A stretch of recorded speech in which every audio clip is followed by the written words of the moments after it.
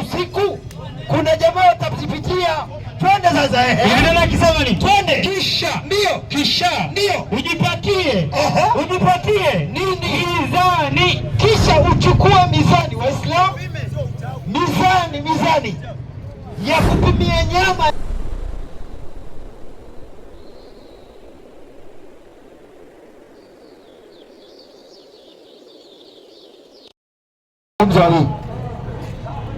Na usiogope. Kabla uje kaa tu kidogo, naomba Waislamu sana tusiangushe mtu hapa.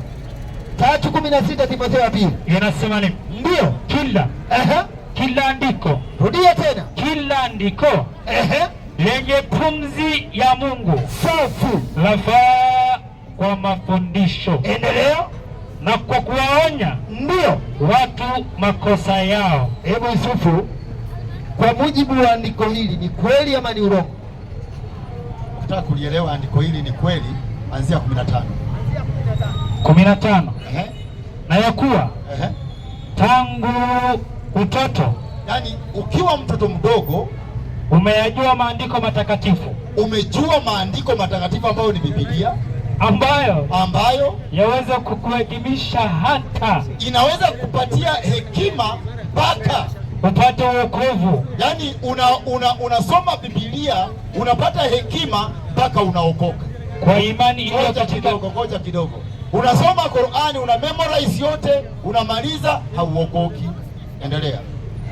Kwa imani iliyo katika Kristo Yesu, kwa imani ambayo iko ndani ya Kristo Yesu, sio Muhammad wala Allah subhanahu wa ta'ala. Endelea. Kila andiko, sasa kila andiko lenye pumzi ya Mungu, maana yake ni hivi, hii Biblia ni maandiko ambaye ni pumzi ya Mungu. Endelea. Lafaa. Sasa mafundisho haya Biblia yanafaa kwa mafundisho. Kila Muislamu anafaa asome mafundisho haya ya Biblia, na kwa kuwaonya watu. Unahitaji uonywe Muislamu makosa yao, uonywe makosa yako na Biblia, na kwa kuongoza, na unahitaji kuongozwa kwa kuadhibisha katika haki, na ikuthibitishe. Yani kama unataka kuthibitishwa katika haki unahitaji usome Biblia. Kama utasoma Biblia, Muislamu hauko ndani ya haki. Haya, mmeona miwani sio? Si amegeuka huku, miwani pia mmeziona. Sasa amekaa vizuri, anasema kabisa ako sawa. Hebu maji moja kwanza awekee Yusufu ili asiweze kuwa na wasiwasi kwamba atakosa maji. Anasema mletee maji, chukua maji moja. Huyu hajajua mimi nimetoa andiko, kila andiko lenye pumzi ya Mungu lafaa kwa mafundisho. Sasa hakujua naenda wapi, nataka niende mahali. Sasa naenda kitabu cha Ezekieli. Sasa 5:1 tuliyosoma jana, Ezekieli 5:1 huko ndio ninakokwenda. Nawe mwanadamu, safi, nawe mwanadamu, ujipatie nini? Upanga mkali. Wacha kwanza afungue maji. Nataka leo tufundishwe ili andiko ambalo limeleta utata jana. Andiko hili nimeliweka hewani ili tufundishwe na Yusufu, baada ya Biblia kusema kila andiko lenye pumzi ya Mungu lafaa kwa mafundisho. Sasa ili tuweze kufundishwa, ili andiko Ezekieli 1 andiko lake la 15 anza, inasemaje? 1:15 5:1 ndio. Nawe mwanadamu, ujipatie upanga mkali. Yusufu, andiko limeanza. Tunataka mafundisho ya hii andiko, tunataka utufundishe namna ili andiko linafundisha. Soma. Vitu vya bure kweli, watu hupenda. Kwanza tutamfanyia dua aliyotuletea maji. Wakristo kwanza umewapatia? Wakristo wamepata? Naam, wamepata. Kila mtu amepata maji? Naam. Ya kunywa ama ya kuoga? Ya kuoga. itoke wapi? Watulie hapo, wamepata maji, labda waende Uhuru. Watulie.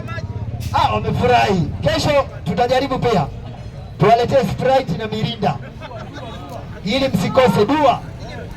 Sisi tuna dua, lakini nyinyi mna maombi. Wacha tufanye dua kwa ndugu yetu ambaye ametuletea maji. Tutamsomea sura al-Fatiha zote. Bismillahir Rahmanir Rahim. Alhamdulillahi Rabbil Alamin. Arrahmanir Rahim.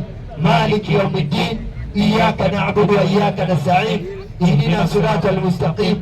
Siratal ladhina an'amta alayhim ghairil maghdubi alayhim waladdallin. Jana wakati nimetoa andiko hili nikasema andiko hili linafundisha kuroga. Watu waliniweka kando, wakaniambia halifundishi uchawi. Sasa leo ndio nikatoa andiko katika kitabu cha Timotheo wa pili 1:16. Kila andiko lenye pumzi ya Mungu lafaa kwa mafundisho. Sasa nataka Yusufu leo atufundishe kwa kuroga, atufundishe uchawi kupitia andiko hilo. Rudia, twende. Nawe mwanadamu, ndio ujipatie upanga mkali safi kama wembe wa kinyozi, ujipatie ukaupitisha juu ya kichwa chako na ndevu zako. Hebu mpe Yusufu, andiko umelisikia? Andiko nimesikia. Sasa ukisoma andiko hilo, hebu nirudie pole pole. Nawe mwanadamu, Yusufu. Sasa nawe mwanadamu, tulia ndugu yangu, soma vile imeandikwa. Nawe mwanadamu, unajua watu wakuja hapa kufanya mchezo. Nawe mwanadamu, ujipatie upanga mkali. Sasa Mungu anaongelesha Ezekieli, anamwambia Ezekieli, wewe mwanadamu jipatie upanga mkali, alafu endelea. Kama wembe wa kinyozi ujipatie. Chukua upanga kama wembe, ukaupitishe juu ya kichwa chako na ndevu zako. Sasa wewe Ezekieli, nyoa kichwa chako na hiyo wembe na nyoa ndevu zako. Kisha ujipatie mizani. Tena Ezekieli, chukua mizani ya kupimia. Ngoja kidogo. Na mkumbuke huyo Ezekieli ni nabii, anatumia mifano kuwafundisha watu wake. Sasa endelea. Ukazigawanya nywele hizo. Hizo nywele gawanya. Theluthi ya hizo utaiteketeza katikati ya mji. Yaani chukua a third uweke katikati ya town na usichome. Tulia hapo kwanza, ni vizuri. Sasa kitu Mungu anafanya, anamwambia Ezekieli hivi. Waisraeli wanajua Ezekieli ni nabii na wameona Ezekieli amenyoa nywele yake, na Ezekieli aende na nywele aweke katikati ya town na aichome. Haya, sasa tuelewa hiyo. Endelea. Siku za mazingira zitakapotimia,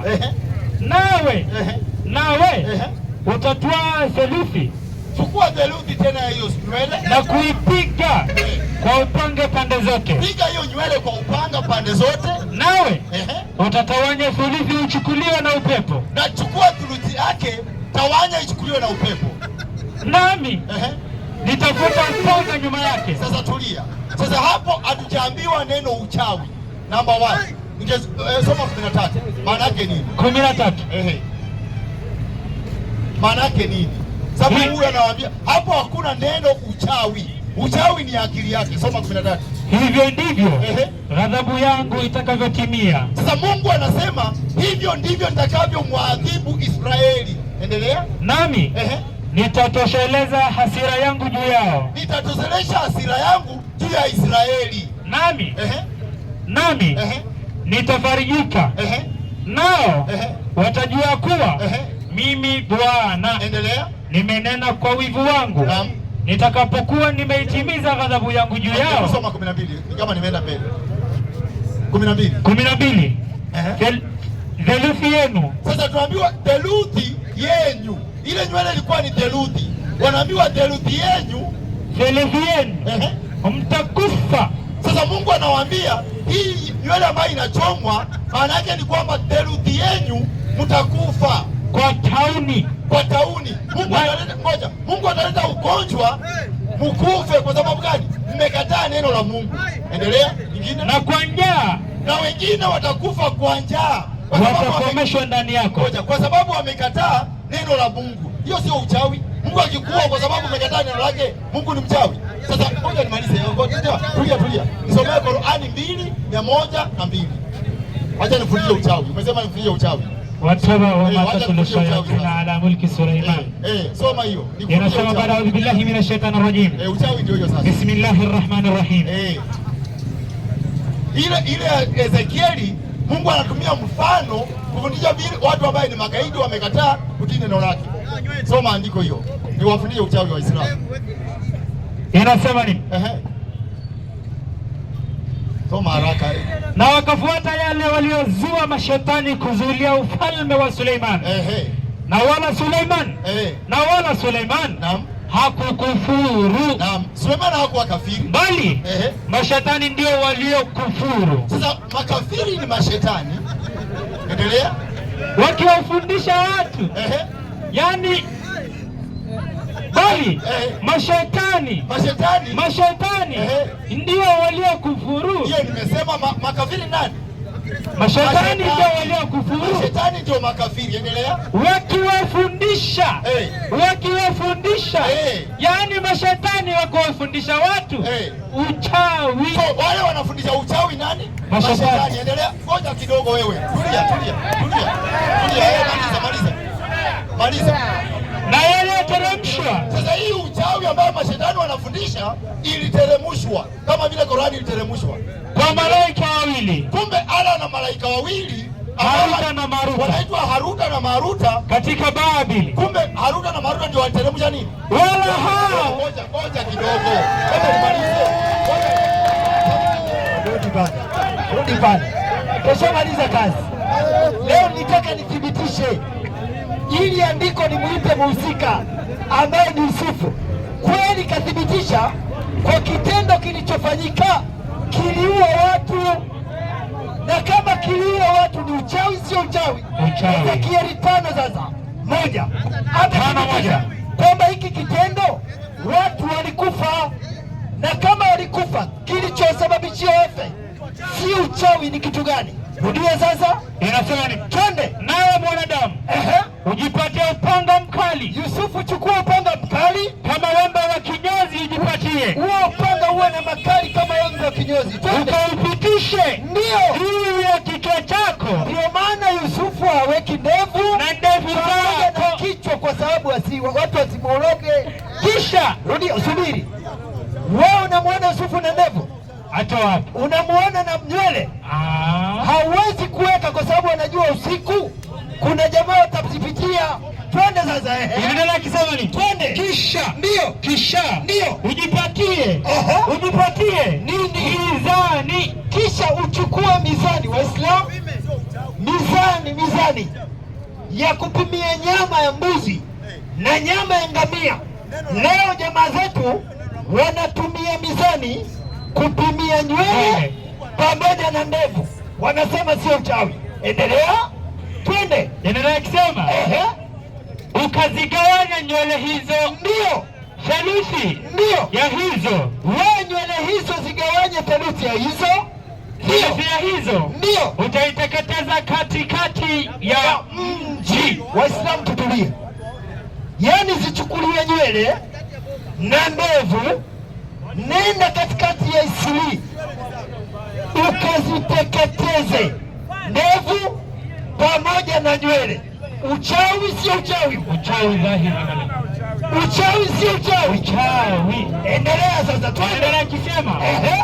Siku za mazingiwa sana zitakapotimia, ndio nawe utatwaa theluthi na kuipiga kwa upanga pande zote sana.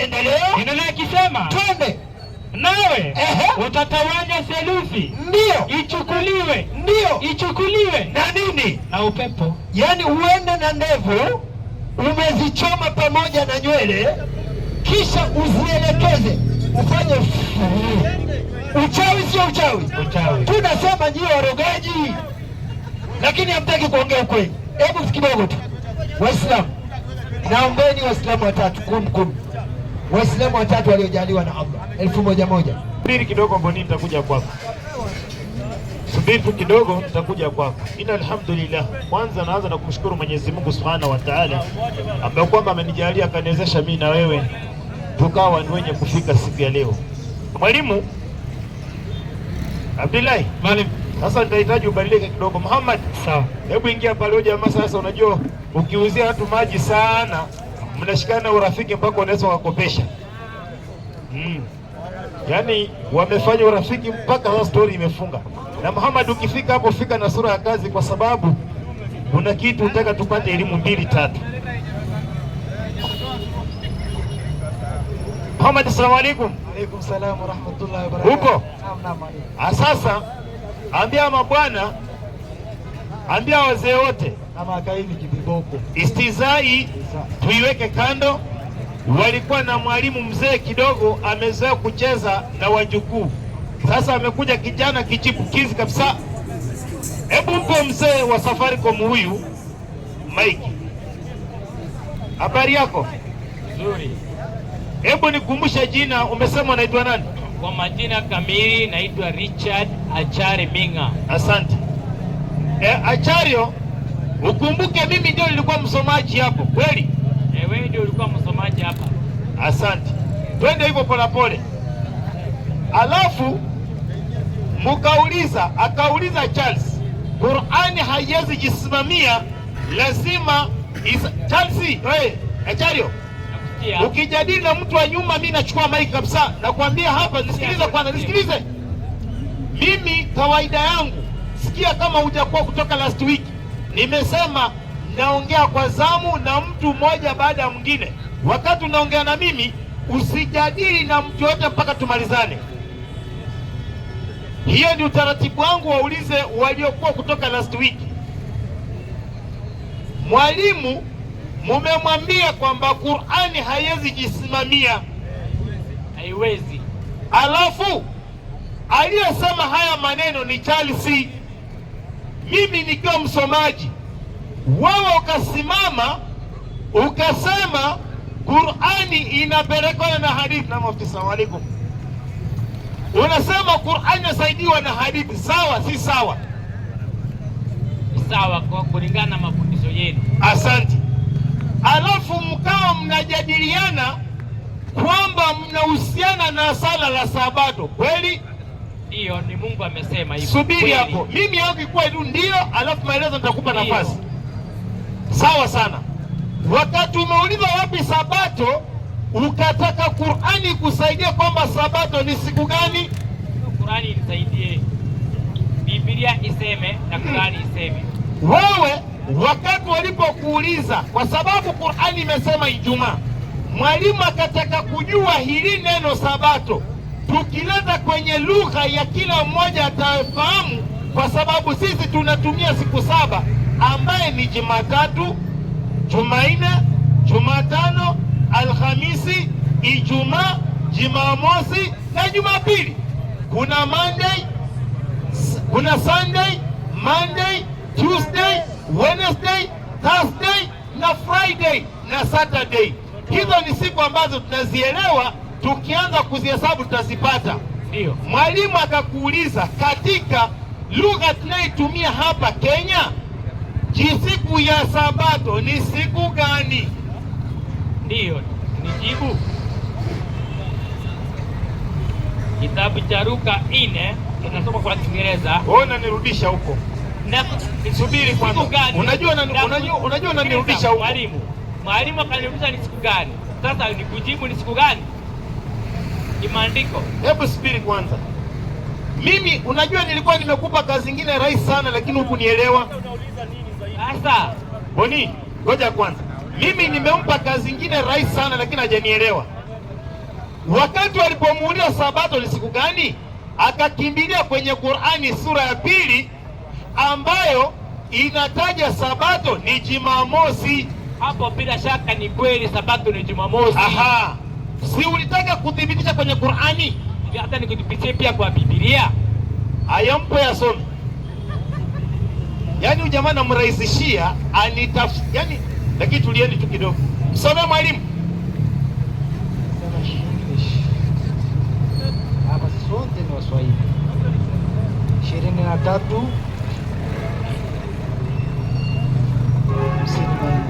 53 inasema hivi, na siku ile ilikuwa siku ya maandalio Ya na Sabato ikaanza kuingia. Haya, mpe.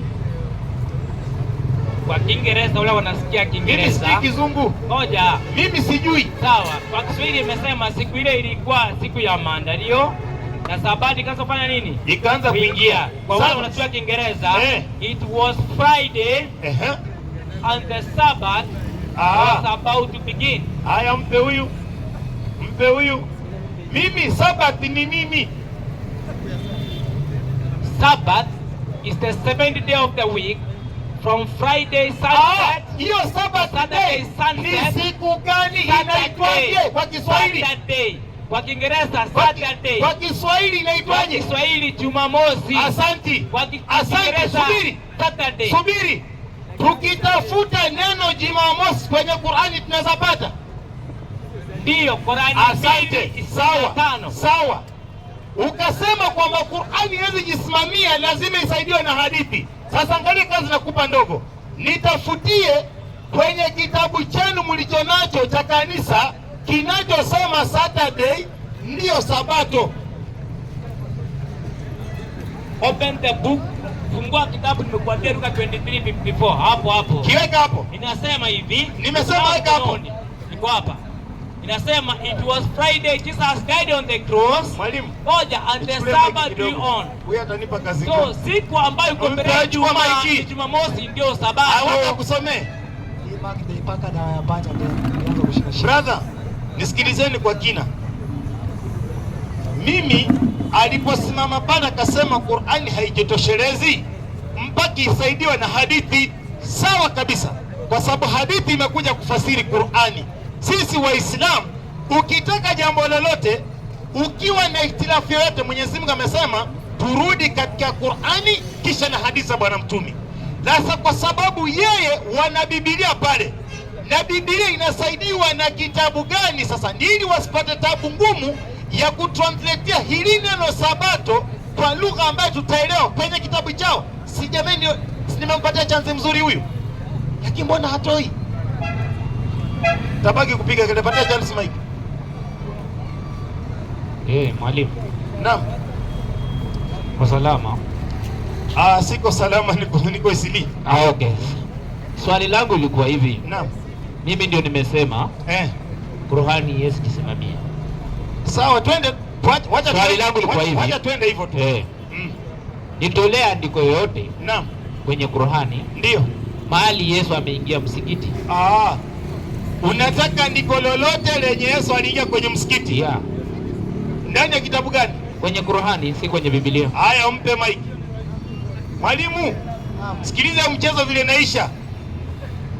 Sikiliza vile mchezo naisha. Msongeshe Qur'an, napenda sana baruani, msongeshe hiyo. Msongeshe hiyo. Msongeshe karibu. Alafu mpe mic tena. Unataka tukutolee aya ambayo inasema nini? Yesu ameingia kwenye msikiti. Namaliza hivi. Sasa nataka unisome ndani ya Qur'ani. Nikipata neno jina Yesu na kutolea sasa. Haya, toa Isa. Ushabadilisha. Toa Isa. Isa ndio Yesu kwetu. Isa ndio Yesu. Isa ndio Yesu. Yesu alisulubiwa. Wewe mwalimu, sikiliza. Mimi nimekuuliza swali rahisi. Nitolee mahali Isa ameingia kwenye wapi? Sikiliza. Kwenye msikiti. Wewe mtu wa Safaricom, sisi hatuna madeni bwana. Subiri hapo. Hakuna aya yoyote ambayo inasema kwamba Yesu aliingia msikitini. Hiyo hakuna. Kwa hivyo hakuna kwenye Qur'ani. Kwa sababu Yesu leo nimemwona akimpiga mijeledi leo. Haina shida. Umesema hakuna. Swali lingine na Yesu. Swali lingine. Nitolee Musa. Vile vile Musa unayemwamini wewe sio Musa aliye ndani ya Qur'ani. Kwa hivyo hakuna mahali nabii yote ameingia msikiti. Nabii yote? Sasa angalia, hata nikujibu kiurahisi. Hakuna nabii yote aliyeingia msikitini kwenye Qur'ani. Kwenye Qur'ani. Sasa nitolee ni wapi nabii yote alienda kanisani kama kuingia msikitini? Si nimekupea tu hapa rahisi tu, Matendo ya Mitume 7:38, pia unajisumbua. Asante. Nitolee nabii yote aliyeingia kanisani, toa moja. Mwalimu anajisumbua bure. Matendo ya Mitume 7:38. 7:31. Musa ingie kanisa. Unang'ang'ana na Yesu. Yesu Bwana amepigwa mijeledi leo. Lakini Nabii hajaipigwa. Tafadhali tu. Usikuwe na kelele.